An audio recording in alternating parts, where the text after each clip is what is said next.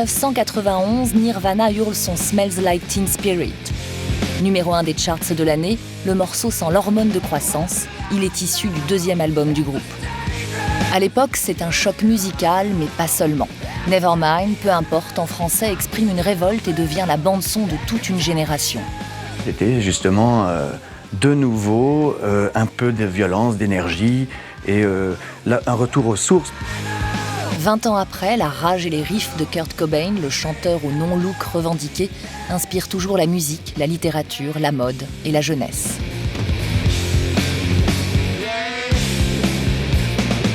Nirvana est un groupe de rock, qu'on le veuille ou non, qu'il l'ait voulu ou pas, qui était mondialisé, qui a influencé aussi bien la jeunesse en Allemagne, en Espagne, en France, aux États-Unis, au Japon, en Chine.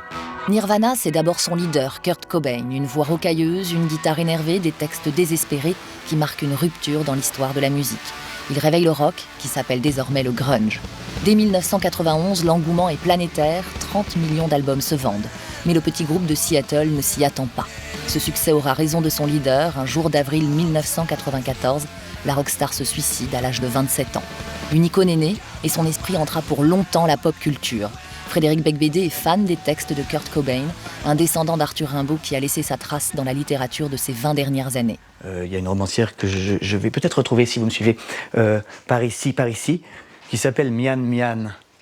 Où est-elle, Mian Mian ? Voilà, Mian Mian, c'est une jeune romancière chinoise qui cite abondamment Kurt Cobain dans ce livre, Les bonbons chinois. Virginie Despentes, alors ça ce sont ses nouvelles Mordre au travers, mais elle parlait beaucoup de Kurt Cobain, elle le cite souvent, et notamment je crois dans Baise-moi.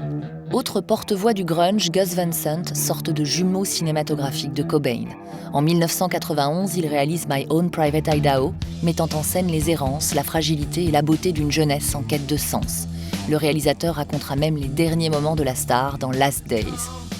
C'est l'Amérique des jeunes perdus, c'est l'Amérique qui n'est ni de New York ni de Los Angeles, qui n'est ni l'Amérique du milieu, c'est un peu l'Amérique des côtes un peu perdues. C'est des gens qui ne croient plus vraiment en la société de consommation, qui se réfugient dans des choses un petit peu désespérées.